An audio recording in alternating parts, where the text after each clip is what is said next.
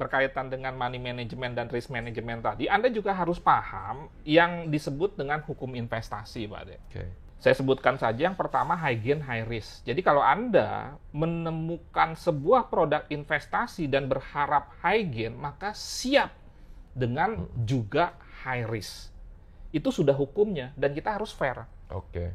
Jangan sampai nanti misalkan Anda mendapatkan penawaran, imbal hasilnya tinggi dan katanya zero risk. Jangan pernah percaya itu. Karena tidak ada dalam dunia investasi yang zero risk. Kalau Anda mau zero risk, Anda menabung atau deposito atau beli obligasi. Itu hampir tidak ada risikonya. Iya. Deposito 3% kalau nggak salah per tahun, obligasi 6%. Kedua, seiring waktu nilai investasi itu mestinya naik. Jadi kalau Anda punya dana $1.000, kemudian 1 tahun jadi 0 atau jadi 500, itu sudah menyalahi hukum investasi. Seiring dengan waktu, maka equity kita mestinya juga bertambah. Soal bertambahnya berapa persen, itu urusan belakangan. Yang penting prinsip, terjadi penambahan. Dan yang ketiga, jangan taruh telur dalam satu keranjang. Oke. Kalau kita bicara jangan taruh telur dalam satu keranjang, mungkin nanti kita mesti bagi-bagi posisi trading kita itu menjadi beberapa posisi, itu bisa implementasinya seperti itu. Jadi jangan full margin, tetapi kita bagi-bagi setelah kita pertimbangkan resikonya. Dan kalau kita bicara hukum investasi, kita harus pahami dulu karakteristik trading forex gold online, Pak Ade. Dan itu memang di PT Monex sendiri memang itu sudah ada datanya, memang gold ini paling diminati oleh banyak trader dan nasabah ya. Nah, seru nih, gimana Pak Nofri nih membuka pembicaraan tentang perbandingan risk and reward dari gold trading ini nih.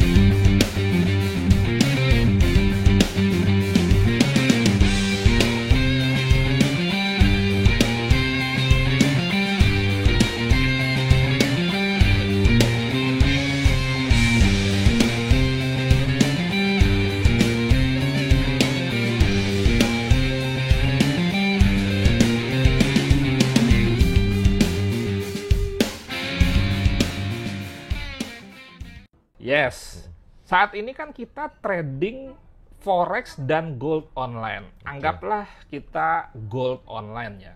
Kita harus tahu dulu perbedaan antara gold online ini dengan gold atau emas fisik. Iya. Kalau harga itu sama. Jadi jangan sampai ada pendapat, wah ini harga forex gold online berbeda dengan forex gold fisik. Itu mohon maaf ngaco. Ngawur ya Pak ya? Ngawur. Nggak ngerti berarti. Itu standar internasional. Kalau ada beda-beda 1 poin, wajar lah ada terjadi perbedaan broker dan lain sebagainya. Tetapi secara prinsip tidak ada harga khusus forex gold online. Itu mengacu kepada forex gold fisik. Kemudian pergerakannya juga sama. Contoh, misalkan gold bergerak dari 1640 ke 1660. Berarti dikatakan bergerak 20 poin. Mau fisik, mau online, sama-sama 20 poin. Oke. Perbedaannya adalah nilai pergerakan per poin itu. Ini yang banyak tidak tahu sehingga kaget. Pip value ya Pak ya? Yes. Banyak yang nggak ngerti tuh Pak. Dia bilang, saya beli emas fisik dari Antam pagi-pagi 100 juta. Nggak pernah ada sore jadi 10 juta. Tetapi di forex gold online bisa terjadi sore jadi 10 juta. Kemudian disalahkanlah broker. Disalahkan ini harga dimanipulasi. Kenapa? Karena pengetahuannya tidak cukup untuk mengetahui perbedaan antara forex gold online dengan fisik. Tapi kalau misalkan sore jadi 150 juta, dia senang. Giliran sore jadi 50 juta atau 10 juta, dia teriak-teriak. Protes, ngamuk. Ngomel. Kan kembali lagi ke hukum investasi. Iya. High gain, high risk. Makanya begitu high risk, masuk ke risk management, proteksi bagaimana nih supaya tidak high risk. Dasarnya adalah memahami karakteristik ini. Kalau di dalam fisik, 1640 ke 1660 berarti bergerak $20, Pak De. Oke. Ya $20 benar. kan nggak besar. Fisik.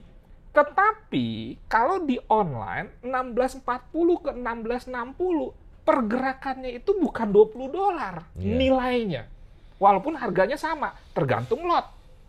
Kalau misalkan asumsinya satu lot kemudian satu pipnya $10 sehingga 1 poin $100, berarti profit loss 20 poin tadi adalah $2.000. 100 kali lipat dibandingkan dengan fisik. Inilah yang tidak disadari. Bahwa pergerakannya sama, nilai per poinnya itu yang berbeda. Baik profit atau loss.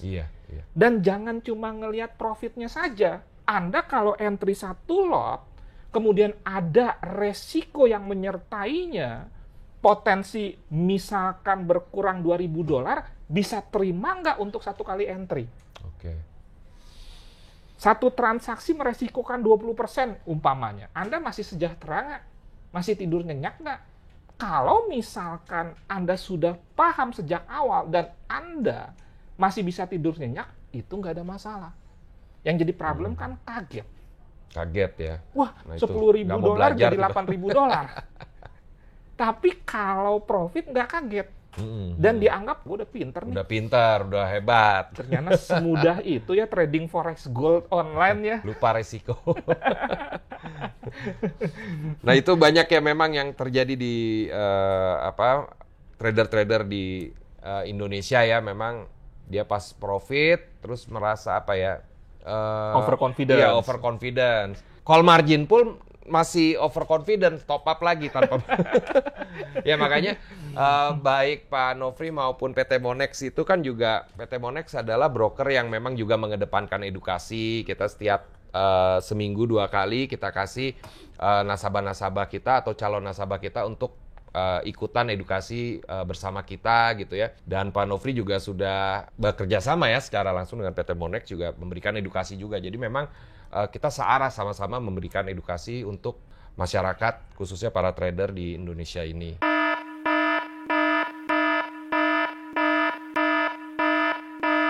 Oke, berikutnya ilustrasinya nih Pak Nofri nih. Ilustrasi dari konsep money management ini yang Pak Nofri ingin sharing ini seperti apa ini? Di dalam menyampaikan sesuatu, saya biasanya menggunakan perumpamaan atau ilustrasi supaya Anda bisa lebih paham bahwa yang namanya money management itu sebetulnya pertahanan atau stamina, Pak. Oke. Jadi misalkan dalam olahraga sepak bola nih, kita jangan sibuk menyerang terus. Oke, ya. Melupakan pertahanan. Maksudnya hubungannya dengan trading apa? Langsung di otaknya cari profit melulu. Iya. Nah itu yang saya bilang waktu itu ya Pak Nofri ya, 75% penduduk Indonesia yang gagal berinvestasi yaitu mikirnya profit tanpa mengetahui instrumen investasi yang mereka pilih itu sebenarnya apa gitu.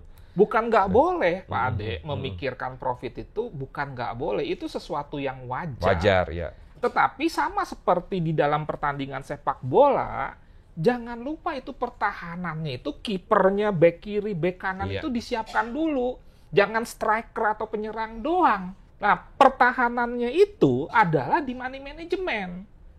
Sedangkan striker penyerangnya itu di metode. Nah, kemudian kalau kita kasih ilustrasi lagi dalam dunia olahraga, karena dunia olahraga ini suatu contoh yang sangat baik untuk diaplikasikan di dalam trading. Bahwa yang namanya money management itu adalah stamina, endurance. Coba kita lihat ya, misalkan Kevin Marcus Minion, jago juara dunia bulu tangkis. Pertanyaannya, apakah dia hanya berlatih teknik lob, kemudian smash backhand saja? Iya, ya enggak lah. Pasti kan dia harus Tidak. latih juga staminanya. Betul. Ya kan? Harus push up, sit up, nafasnya kuat, kuda-kudanya kuat.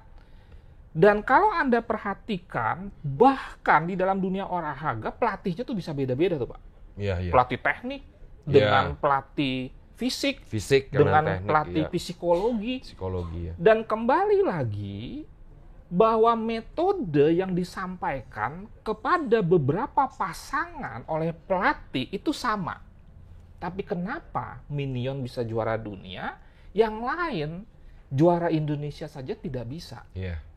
Itu yang saya katakan, fisik yang menunjang itu akan membuat stamina kuat, dan stamina yang kuat akan membuat kita konsisten dalam metode. Karena kalau sudah lelah, pukulannya ngawur, Pak De. Iya. Coba Anda Ya. bayangkan tinju ya, fisiknya lemah. Nanti lama-lama kan menjadi ngawur. Iya.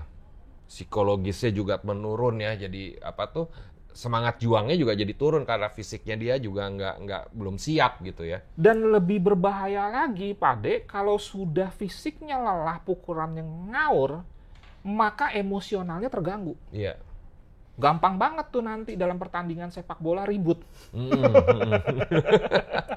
Nah, makanya money management ini penting karena itu stamina, dan bicara trading dalam dunia atletik itu seperti maraton, Oke. bukan sprinter. Jadi harus menjaga nafas kita, menjaga dana kita supaya sampai pada garis finish. Oke. Saya memberikan ilustrasi soal tabel drawdown nih, Pak De ya. Kalau kita misalkan punya dana 100 juta, loss 50 juta, berarti kan loss-nya 50%. Maka tanpa top up, untuk kembali ke 100 juta, kita harus profit 100%. Bukan 50% lagi. Kenapa? Karena modalnya tinggal 50 juta. Iya. Karena kalau Anda profit 50% sesuai dengan loss-nya, Anda baru mendapatkan 75 juta. Harus profitnya 100%, berarti 2 kali lipat. Iya. Dibutuhkan effort, waktu, dan lain sebagainya 2 kali lipat. Oleh karena itu kita harus jaga nafas dalam tanda kutip, supaya tidak mengalami drawdown atau kerugian yang terlalu besar. Kalau saya sih menyarankan, kerugian maksimal itu dijaga di angka 20%, 30%. Nanti kita akan bahas lagi lebih dalam. Tapi paling tidak dari sini poinnya adalah bahwa yang namanya money management itu stamina. Dan stamina harus dijaga supaya metode nanti kita bisa konsisten dan psikologi kita tidak terganggu. Betul kan Pak? Kalau lagi lelah kan kadang-kadang kita gampang marah, betul nggak Pak? Gampang marah, iya. Apalagi kalau kita kecapean ngeliatin chart ya. Nungguin chart, nungguin posisi kita kok nggak kena taking profit ya kan. Terus ketarik lagi, SL-nya nggak dipasang lagi, itulah yang membuat akhirnya kita jadi ngomel-ngomel. Kalau di input kena stop loss. Iya. Besok-besok kapok nginput stop loss karena kemarin harganya balik kalau nggak di input stop Nah, loss, itu banyak maka kejadian. bisa jadi profit. Akhirnya next stop lossnya nggak di input, tetapi di next kejadian itu dia buy nggak nginput stop loss, ternyata turun terus. Turun terus. Akhirnya itu yang tadi stamina ya. Money management itu sebenarnya dimulai pada saat kita memilih broker ya Pak Nofri ya. Betul. Kalau kita milih broker yang misalkan broker yang regulasinya tidak jelas, maksudnya tidak terdaftar di Bapepti, itu juga udah menjadi resiko ya. Yes. Bisa aja tiba-tiba itu broker hilang, uangnya dibawa, kan udah bisa aja terjadi gitu. Makanya pilih broker yang memang terdaftar di Bapepti, di bawah Departemen Perdagangan, jadinya itu kita sudah melewati resiko kehilangan uang. Lalu berikutnya lagi mengetahui bahwa broker ini benar-benar rekening terpisahnya terdaftar di Bapepti. Ada teman saya, dia trading di broker luar, profit 3.000 waktu itu. Tiba-tiba posisinya udah nggak ada, brokernya juga hilang. Meminimal resiko ya, itu bisa dimulai pada saat memilih broker ya. Jadi kalau dana kita dibawa kabur, itu resiko kejahatan. Dan itu dulu nomor 1 yang mesti dihindari. Iya, iya.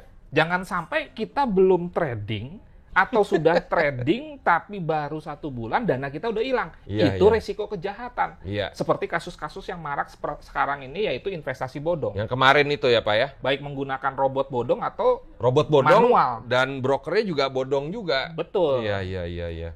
Jadi market yang dilawan itu ya market palsu. Yes. Market yang lagi dia transaksikan itu market palsu gitu ya. Ordernya tidak dilempar ke bursa ya, Pak? Ya, makanya Monex memberikan fasilitas agar nasabah bisa trading dengan lot mikro, lot 0,01 itu adalah salah satu fasilitas di mana nasabah bisa memulai bisnis ini dari lot yang kecil ya, karena Dan kan memang itu satu-satunya broker lokal ya Pak Iya. yang diizinkan. Kenapa sulit-sulit cari broker yang bisa lot mikro selain Monex? Karena Iya. memang faktanya hanya Iya, Monex iya. yang diizinkan Nah, oleh itu Bapepti. jadi salah satu alasan juga kenapa trader-trader itu harus trading di Monex, karena memang ada fasilitas micro lot yang sesuai dengan tadi money management tadi ya Pak Yes. Nofri ya. Oke, saya ngopi dulu nih Pak Nofri ya. Yes. Diseruput tuh Pak. Iya. Oke, nah sekarang secara teknis bagaimana nih mengimplementasikan dari money management tadi yang Pak Nofri sudah cerita panjang lebar tadi nih?